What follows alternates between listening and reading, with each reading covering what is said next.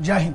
उस महबूबा के बारे में बताते हैं जिसके लिए इस देश के 15 से 20 करोड़ बच्चे सुबह 3:30-4 बजे उठकर, आधे तो ऐसे जिनके पास जूते चप्पल भी नहीं है, कई तो ऐसे हैं कि जिनके पास बहुत सारी फैसिलिटी नहीं है, इतनी शिद्दत से ईमानदारी से मेहनत कर रहे हैं। वो महबूबा है ना जिसकी मैं बात कर रहा हूँ, पता है वो कौन है? वो है वर्दी, वही यूनिफॉर्म। चाहे वो ऑलिव ग्रीन हो इंडियन आर्मी की स्पेशली, चाहे वो कॉम्बैट यूनिफॉर्म हो एक इंडियन पुलिस सर्विसेज के अधिकारी की, चाहे पैरामिलिट्री फोर्सेज की, चाहे एक गली में जो खड़ा हुआ एक सिपाही है उसकी खाकी वर्दी हो। अगर उस वर्दी की इज्जत नहीं होती इस हिंदुस्तान में, तो क्यों ये करोड़ों बच्चे सुबह से उठ के अपना सब सुख चैन त्याग कर उस वर्दी पाने के लिए, फौज में जाने के लिए, IAPS अधिकारी बनने के लिए क्यों दिन रात इतनी मेहनत करते हैं? तकलीफ ये हुई है कि एक मोहतरमा है, एक मैडम है, अगर ये महिला नहीं होती तो मेरी भाषा कुछ और होती।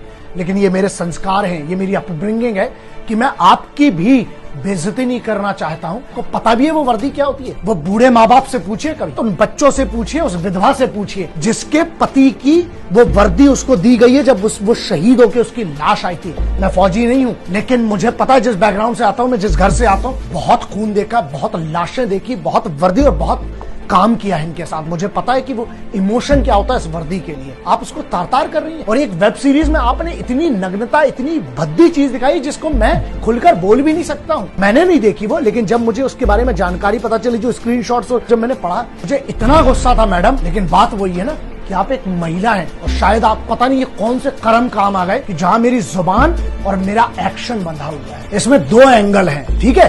पहला है मॉरल एंगल, जिसकी आपकी जिम्मेदारी थी। आपको जो बनाना है बनाओ, बनी बात है। आपके पूरे डिफेंस भी मुझे पता है बनी बात है। आपके पास जो एक प्रोटेक्शन आता है जिसकी आप बात करेंगे कि आर्टिकल 21 में तो राइट टू प्राइवेसी कवर है बिल्कुल। अपने घर की चारदीवारी के अंदर जो देखना चाहे, मैं उसकी बात नहीं कर रहा हूं। बात यहाँ ये नहीं है कि वो क्या देख रहे हैं, बात ये है कि उनको क्या परोसा जा रहा है। जो परोसा जा रहा है वहां पर एक मोरल रिस्पॉन्सिबिलिटी आती है। तो आप लीगल साइड में क्या करेंगे? आप सीधे कह देंगे कि हमारे पास तो OTT प्लेटफॉर्म है, हम तो डिस्क्लेमर डाल देते हैं और हमारे लिए तो जो हमारी अथॉरिटी है वो कोई है ही नहीं, क्योंकि आपका कोई सेंट्रल बोर्ड नहीं है। और उसके बाद क्या, आर्टिकल 19 में आपको फ्रीडम ऑफ एक्सप्रेशन की बात कर लेंगे। मुद्दा यहाँ ये है कि आपकी एक नागरिक के तौर पर एक जिम्मेदारी तो बनती है, जिसको शर्म कहते हैं, लिहाज कहते हैं, जो हमारे समाज के अंदर कुछ दायरे हैं। आपको धंधा करना है, उसमें कोई तकलीफ नहीं, कानून ने आपको परमिशन दी, आप कर सकते थे। अरे लेकिन धंधे को इतना गंदा तो मत करो जहां तुम धंधे के नाम पर तो ऑफिसर्स की जो बीबियां हैं, जो उनकी बहन बेटियां हैं, तुम उनका अपमान कर रहे हो और एट द सेम टाइम तुम उस वर्दी का अपमान कर रहे हो। शायद आप कभी समझ भी नहीं सकते वो बात। असल में पता है तुमने क्या किया? तुमने वो कर दिया जो चाइना इतने साल से कोशिश कर रहा है वो नहीं कर पाया, जो पाकिस्तान नहीं कर पाया, जो आतंकवादी संगठन नहीं कर पाए ना, वो तुम जैसे लोगों ने यहां बैठकर कर दिया। तुमने उन आर्म्ड फोर्सेस की जो सबसे बड़ी इज्जत होती है, एक तो वर्दी और दूसरे उनके घर की इज्जत होती है यार, जो तुम्हारी माँ बहनों के लिए वहां रक्षा कर रहे हैं, तुमने उनकी माँ बहनों के चरित्र पर सवाल उठा दिया और तुमने उनकी वर्दी, जिसको माँ के बराबर माना जाता है, उस यूनिफॉर्म को तुमने उसका अपमान कर दिया। तुमने एक ऐसी गंदगी दिखाई कि मान लीजिए जो आज आर्म्ड फोर्सेस का व्यक्ति वहां पर है, मतलब उसके पीठ पीछे उनके घर में क्या हो रहा है। अगर कल किसी फौजी की बेटी, बीबी, बहन के ऊपर अगर कोई बुरी नजर उठाता है ना, जिम्मेदार आप हो इसके। वहां पर उनका घर का सदस्य, वो तो आपकी सुरक्षा के लिए बॉर्डर पे था, या आज इस कोरोना जैसे महामारी में इंडियन पुलिस सर्विसेज के ऑफिसर्स हैं, पुलिस फोर्सेज के हैं, वो तो आपकी सुरक्षा में लगे। उनके घर में पीठ पीछे जो आपने एक अपमान किया है, यह मोरल रिस्पॉन्सिबिलिटी थी आपकी। क्या आपकी कोई जिम्मेदारी नहीं थी इस वतन के लिए, उस यूनिफॉर्म के लिए और उन माँ बहनों के लिए जिनकी बड़ा पूरा गांव इज्जत करता है? आप उनकी इज्जत नीलाम कर रहे हैं जो दुश्मन नहीं कर पाया। तो ये बताइए कि आप हैं किसकी तरफ असल में? तुमने एक ऐसा गुनाह किया है जो मुझे लगता है इस देश में बहुत बड़ा गुनाह माना जाना चाहिए, लेकिन कानून के दायरे जो है ना छोटे हैं, इसीलिए तुम लोग उसका बहुत फायदा उठाते हो। तुमने सिक्योरिटी फोर्सेस का सबसे बड़ा चीज तोड़ी है, वो है उनका मोराल। वो इतनी विषम परिस्थितियों में सिर्फ एक चीज की दम पर खड़ा है और वो होता है उसका मोराल। अरे तुम्हें इतनी भी शर्म नहीं रह गई कि कम से कम फौजियों को, उन सिपाहियों को कुछ नहीं दे सकते हो तो कम से कम उनकी बेइज्जती तो मत करो, उनकी घर की आबरू तो मत लुटाओ यार। अगर आप एक सॉल्यूशन नहीं जानते हैं तो आप भी एक दूसरी प्रॉब्लम है। पूरे देश में चिल्ला चिल्ला के डिबेट चलता रहता है, सॉल्यूशन कहां है? At the end of the debate what is the solution? यहां पर हम वो नहीं होने देंगे। मैं जब जब वीडियो करता हूं, जब जब बात करता हूं, तो मैं सॉल्यूशन की बात करता हूं। प्रॉब्लम सबको पता है, आपको इंटरनेट पे मिल जाएगी।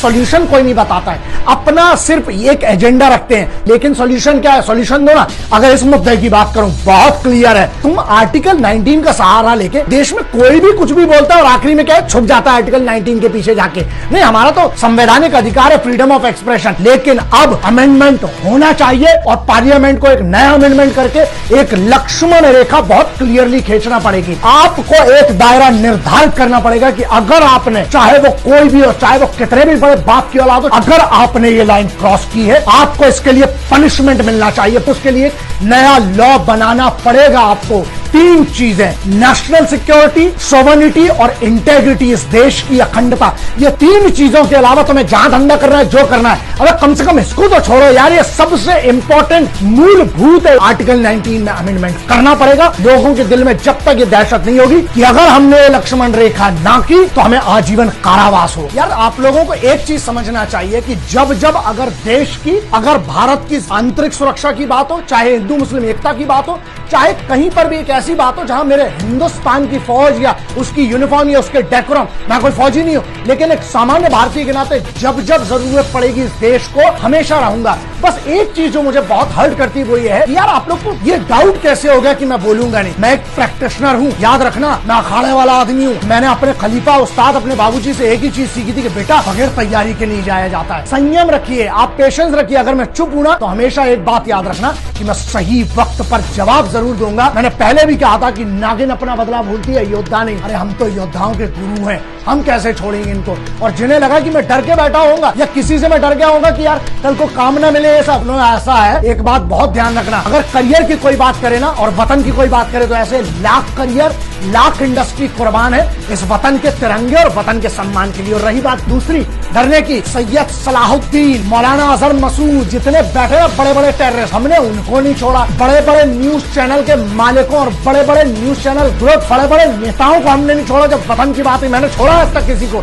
अरे तो ये टटपुंजिए छोटे मोटे लोग, बस बात ये है कि महिला है ना तो इनके सम्मान के लिए, क्योंकि अपनी वो बंदिशें हैं और हम अपना लिहाज और अपनी तहजीब नहीं भूलना चाहते, इसलिए थोड़ा मैं इंतजार करके मैं तैयारी करता हूँ। बात यहाँ ये है कि हम एक नागरिक के तौर पर आप क्या करते हैं। अगर आप मुझ पर भी भरोसा कर बैठे हैं ना कि मैं बोलूंगा तो आप गलती कर रहे हैं। आप सिर्फ मेरे भरोसे मत रहिए, आप खुद के ऊपर भरोसा करिए। मान लीजिए आपको ये लगा कि ऐसी कोई वेब सीरीज बनी है जिसमें हिंदुस्तानी फौज की जो वाइफ है, हिंदुस्तानी सेना की जो महिलाएं हैं, जो उनके घर की बहनें हैं, बेटियां, उनका अपमान हुआ है या यूनिफॉर्म का अपमान हुआ है, उसकी बेइज्जती हुई है। सवाल आपसे है दोस्तों, आपने क्या किया? सिर्फ आपने मुझे कमेंट लिख दिया, बवाल कर दिया कि सर आप बोलो आप बोलो। यार दोस्त एक बात बताओ, अगर आपको बुरा लगा था तो आपने उस पर क्या किया? ये सवाल अपने आप से पूछना। शहीद आजम की एक लाइन है कि दूसरों के कांधों पे जनाजे उठा करते हैं, जिंदगी खुद की दम पे जी जाती है। यही तो मैं कहता हूँ कि इंडिपेंडेंट भारत का मतलब क्या है? इंडिपेंडेंट भारत में डिपेंडेंट लोग हैं हमारे घर, कि हमारे बदले भी कोई और लड़ेगा। यार ऐसा मत करो।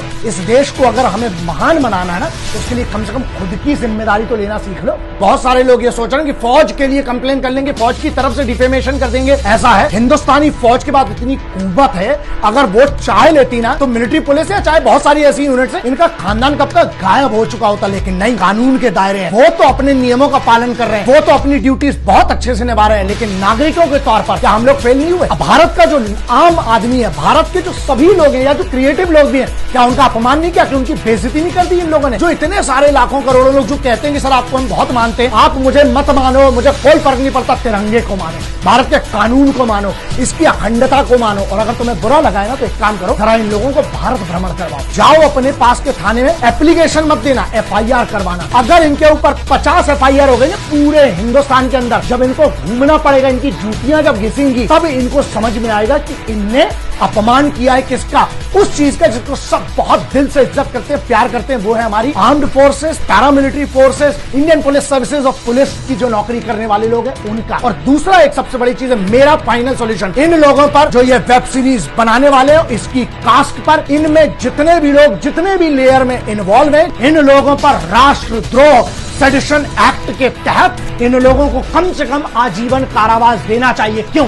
क्योंकि जो दुश्मन नहीं कर पाया ना, इन लोगों ने वो किया। फौज का मोराल, फौज की इज्जत, फौज की यूनिफॉर्म, जो एक अभिमान होता है ना फौज का, उसके फौज के अभिमान को इनने टार्निश किया है। अगर ऐसा नहीं है सेडिशन एक्ट में नहीं, तो आप एक नया कानून बनाए जिस कानून के दायरे में हर आदमी को उसकी औकात बताना बहुत जरूरी है साहब। लेकिन अगर आज मैं ये सरकार से बोल रहा हूं, अगर आज आपने कोई कानून इस पे नहीं लिया और कुछ नहीं लिया, तो ये याद रखिएगा कि फिर जो बड़ी बड़ी बातें हैं ना आप लोगों की, वो सब हवा में चली जाएगी, चाहे वो राज्य सरकार हो चाहे केंद्र सरकार हो। बस ये बात ध्यान रखिएगा, चाणक्य, चंद्रगुप्त मौर्य की बात करें, मौर्य डायनेस्टी की बात करें आप, चाहे मराठा डायनेस्टी की बात करें, चाहे आप भारत के उस इतने बड़े इतिहास की बात करें, वहां पे सभी योद्धाओं ने, सभी बड़े बड़े लोगों ने एक बात जरूर कही थी। पता है आपको क्या? जिस भी राष्ट्र में उसके सिपाहियों का, उसके रक्षकों का, उसकी बेटी बहन और माओ का, वृद्धों का और श्रमिकों का अगर अपमान होता है, वो राज्य पतन की ओर जाएगा। और मैं नहीं चाहता हूं कि मेरे राष्ट्र का पतन हो।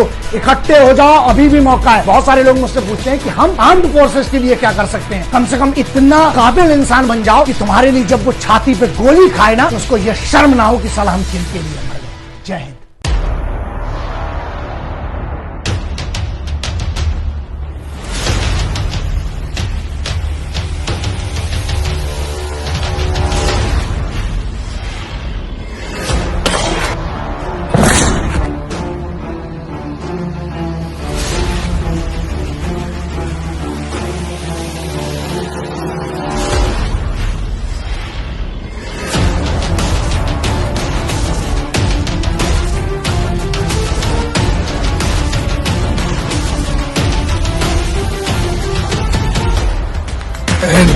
वंदे मातरम, इनकलाब जिंदाबाद, भारत माता की जय।